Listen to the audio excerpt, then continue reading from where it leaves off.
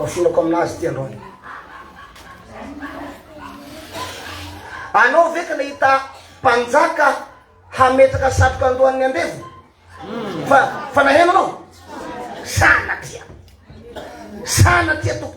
Ndany akanjon'ny mpanjaka tsy azo anaovany ny andevo. Izay mahatonga hoe ny kapany Jesosy tsy azo anaovana. Misy kody io a.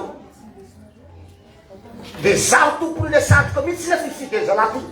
Hoe iry avekenao hametrako ny satrobony nahitra. Satrobony nahitra. Satroka ambony nahitra. Satroka ay ambony.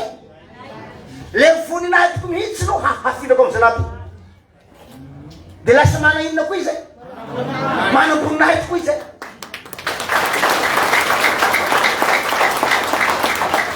Raha ty fampianarandro aty mbola tsy azo nareo ihany fa. Tsika marina mafitsaiko tsony ka. Lay voninahitiny Jesosy mihitsy no nafindany tamiko. De ny anary izy mihitsy no teny hoe ataovo amin'ny anaranao jiaby ny zavatra ataonao ambony tany manomboka androany tsaratsara ozy. Fa hana ambony nahity. Hana teny lehibe io anarako raha ampiasainao. Fa zay mpianakavianao sy ny mpianatrinao, ny mpanomponao, ny mpanaradianao, ny kristiananao, zay mampiasa ny anarako anarany meko anao ozy, de fa eritrereto fa ao anatiny ao zay ny anaran'i Jehova sy Jesosy natambatra raiky amin'ny tsaratsara ao.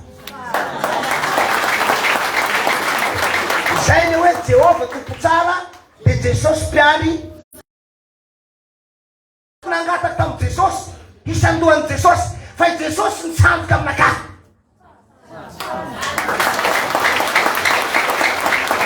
Raha misy am'izay miteny hampaminany sandoky, tsy manino, anao ro mpaminany ny sandoky, fa izaho mpaminany ny sandohana.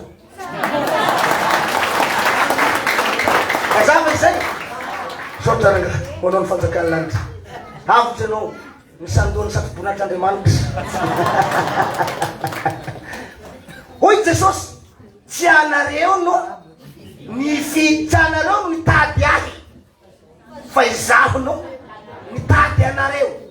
Tsy izaho natera somaneza amin'ny tirambesy nandeha tandany nitady an'i Jesosy. Fa Jesosy nidina ty nitady anaka. De izaho no hitany tamin'ny zanak'olombelo rehetra nanerany tany, nanerany Madagasikara tamin'ny 2010 nidinan'i Jesosy teto nitady olona lehilahy anankiray. De izaho lehilahy nota ty no hitany. Zay sao ny mendrika zany. De le mitsara be fotsiny fahatanda de lehilahy nota io. Mpaminany devolo io tsisy olombelona tsotra kely. Ka raha tsotra kely na lehilahy ota lafa nataon'ny tompony fidiko ho ataoko mazava, ho ataoko